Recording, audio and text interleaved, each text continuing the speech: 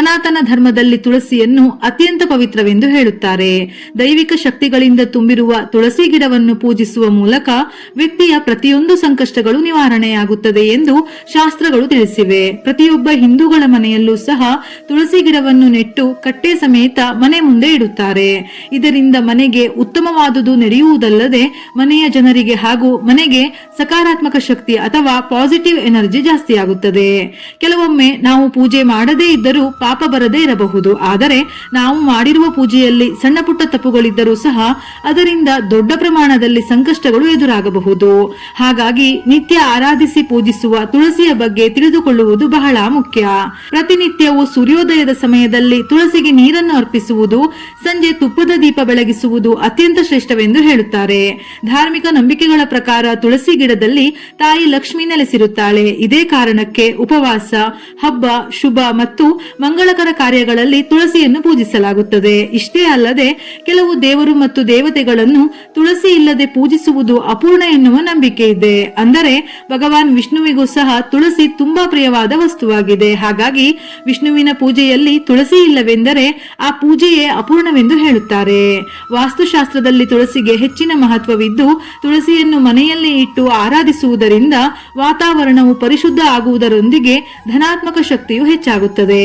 ತುಳಸಿ ಗಿಡವನ್ನು ಮನೆಯಲ್ಲಿ ನೆಡುವುದರಿಂದ ಸಂತೋಷ ಮತ್ತು ಸಮೃದ್ಧಿಯೊಂದಿಗೆ ಸಂಪತ್ತಿನ ಪ್ರಯೋಜನಗಳನ್ನು ಪಡೆಯಬಹುದು. ಆದರೆ ಅನೇಕ ಬಾರಿ ತುಳಸಿಗೆ ಸಂಬಂಧಿಸಿದ ಕೆಲವು ವಾಸ್ತು ನಿಯಮಗಳಲ್ಲಿ ಕೆಲವೊಮ್ಮೆ ಗೊತ್ತಿದ್ದು ಗೊತ್ತಿಲ್ಲದೆಯೋ ಸಂಪೂರ್ಣವಾಗಿ ಸಣ್ಣ ಪುಟ್ಟ ತಪ್ಪುಗಳಾಗುತ್ತವೆ. ಇಂತಹ ತಪ್ಪುಗಳಿಂದ ಮನೆಯಲ್ಲಿ ಪ್ರತಿಯೊಂದು ಸಂಕಷ್ಟಗಳು ಪ್ರಾರಂಭವಾಗುತ್ತದೆ. ಹಾಗಾಗಿ ಪ್ರತಿದಿನ ಪೂಜಿಸಿ ಆರಾಧಿಸುವ ತುಳಸಿ ಗಿಡದ ಅಕ್ಕಪಕ್ಕ ಯಾವ ವಸ್ತುಗಳನ್ನು ಇಟ್ಟರೆ ಮನೆಗೆ ದಾರಿದ್ರ್ಯ, ಆರ್ಥಿಕ ಸಂಕಷ್ಟ, ಅನೇಕ ಸಮಸ್ಯೆಗಳನ್ನು ಎದುರಿಸಬೇಕಾಗುತ್ತದೆ ಎನ್ನುವುದರ ಬಗ್ಗೆ ತಿಳಿಯೋಣ.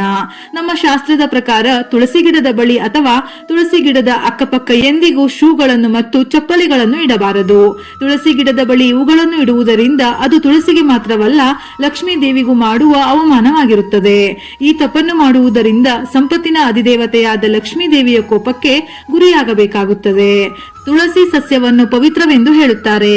ಕೆಲವು ಕಡೆ ಇಂದಿಗೂ ತುಳಸಿಯನ್ನು ನೆಟ್ಟು ಕಟ್ಟೆ ಮಾಡಿ ತುಳಸಿ ಕಟ್ಟೆಯ ಮುಂದೆ ಪ್ರತಿದಿನ ಮಹಿಳೆಯರು ಸಗಣಿ ಅಥವಾ ಮಣ್ಣಿನಿಂದ ಆ ಸ್ಥಳವನ್ನು ಶುದ್ಧ ಮಾಡುತ್ತಿದ್ದರು. ಆದರೆ ಇಂದಿನ ಕಾಲದಲ್ಲಿ ಅದನ್ನು ಕೆಲವರಿಗೆ ಮಾಡಲು ಸಾಧ್ಯವಿಲ್ಲ. ತುಳಸಿ ಸಸ್ಯದ ಬಳಿ ಯಾವುದೇ ರೀತಿಯ ಕೊಳೆಯನ್ನು ಇಡದಂತೆ ಎಚ್ಚರಿಕೆ ವಹಿಸುವುದು ಮುಖ್ಯ. ಸುತ್ತಮುತ್ತಲಿನ ಪರಿಸರ ಸ್ವಚ್ಛವಾಗಿರಿಸಿಕೊಳ್ಳಿ. ತುಳಸಿ ಬಳಿ ಕಸದ ಬುಟ್ಟಿಯನ್ನು ಅಪ್ಪಿತಪ್ಪಿಯೂ ಇಡಬೇಡಿ. ಇದರಿಂದ ಮನೆಯಲ್ಲಿ ನಕಾರಾತ್ಮಕ ಶಕ್ತಿ ಮತ್ತು ಬಡತನ ನೆಲೆಸುತ್ತದೆ.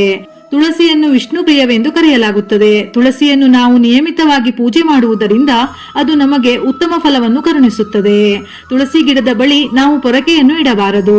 ತುಳಸಿಗೆ ನಾವು ಪೊರಕೆಯಿಂದ ಗುಡಿಸುವಾಗ ತಾಗಿಸಲು ಬಾರದು. ಈ ರೀತಿ ತುಳಸಿ ಗಿಡದ ಬಳಿ ಪೊರಕೆಯನ್ನು ಇಡುವುದರಿಂದ ಲಕ್ಷ್ಮೀ ದೇವಿ ಮತ್ತು ವಿಷ್ಣು ದೇವ ಇಬ್ಬರಿಗೂ ಅವಮಾನ ಮಾಡಿದಂತಾಗುತ್ತದೆ.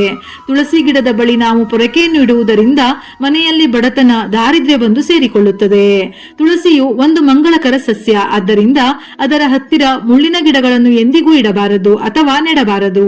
ಇದರಿಂದ ಅಶುಭ ಫಲಿತಾಂಶಗಳಿಂದ ಮನೆಯಲ್ಲಿ ಸಮಸ್ಯೆಗಳು ಪ್ರಾರಂಭವಾಗಬಹುದು.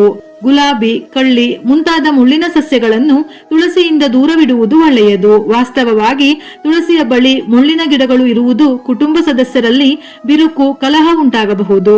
ತುಳಸಿಯನ್ನು ನೆಟ್ಟಿರುವ ಸ್ಥಳದಲ್ಲಿ ನಾವು ಎಂದಿಗೂ ಶಿವಲಿಂಗವನ್ನು ತಪ್ಪಿಯೂ ಇಡಬಾರದು ಎಂಬುದನ್ನು ಗಮನದಲ್ಲಿ ಇಟ್ಟುಕೊಳ್ಳಬೇಕು. ದಂತಕಥೆಯ ಪ್ರಕಾರ ತುಳಸಿಯ ಹಿಂದಿನ ಜನ್ಮದ ಹೆಸರು ರಂಧ. ಅವಳು ಪ್ರಬಲ ರಾಕ್ಷಸ ಅಸುರನ ಪತ್ನಿ. ಈತನ ಹೆಸರೇ ಜಲಂಧರ. ಜಲಂಧರನಿಗೆ ಆತನ ಶಕ್ತಿಯ ಬಗ್ಗೆ ಅಪಾರವಾದ ದುರಹಂಕಾರವಿತ್ತು. ಈ ರಾಕ್ಷಸನನ್ನು ಶಿವನೇ ಕೊಂದನು. ಇದೇ ಕಾರಣಕ್ಕೆ ತುಳಸಿಯ ಬಳಿ ಶಿವಲಿಂಗವನ್ನು ಇಡುವುದಿಲ್ಲ. ವಾಸ್ತುವಿನ ಪ್ರಕಾರ ತುಳಸಿ ಗಿಡಕ್ಕೆ ಕೆಂಪು ಬಣ್ಣದ ಬಟ್ಟೆಯನ್ನು ಅರ್ಪಿಸುವುದು ಮಂಗಳಕರವೆಂದು ಹೇಳುತ್ತಾರೆ. ಇದು ತಾಯಿ ಲಕ್ಷ್ಮಿಯನ್ನು ಸಂತೋಷಪಡಿಸುತ್ತದೆ. ಆದರೆ ಬಟ್ಟೆ ಹಳೆಯದಾಗಿ ಕೊಳಕಾದರೆ ಅದರಿಂದ ಸಮಸ್ಯೆ ಉಂಟಾಗುತ್ತದೆ. ಹಾಗಾಗಿ ತುಳಸಿಗೆ ಅರ್ಪಿಸುವ ಬಟ್ಟೆಯೂ ಸಹ ಶುದ್ಧವಾಗಿರಬೇಕೆಂಬುದು ಗಮನದಲ್ಲಿರಲಿ. ತುಳಸಿ ಗಿಡವನ್ನು ಸೂರ್ಯಾಸ್ತದ ನಂತರ ಮುಟ್ಟಬಾರದು, ನೀರು ಹಾಕಬಾರದು ಎಂಬ ನಿಯಮವಿದೆ. ಅನಾದಿ ಕಾಲದಿಂದಲೂ ಈ ನಿಯಮವನ್ನು ಪಾಲಿಸಿಕೊಂಡು ಬರಲಾಗುತ್ತಿದೆ.